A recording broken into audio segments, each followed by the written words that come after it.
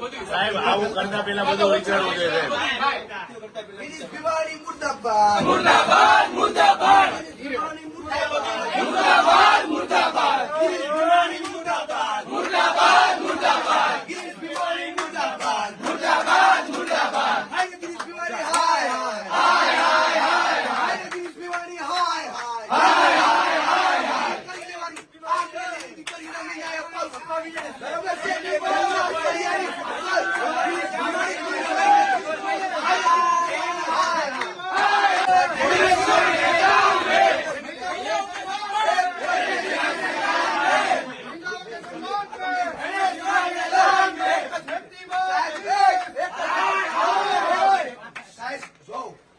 તમારામાં જરાય હવે માણસાઈ બચી હોય તો તમે જે આ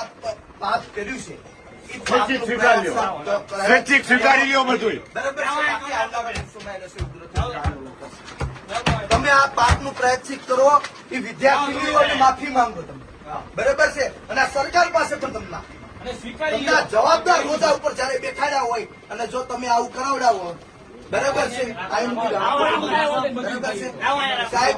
જવાબદાર વ્યક્તિ તરીકે તમે આ ગુનો સ્વીકારી સમાજની માફી માંગો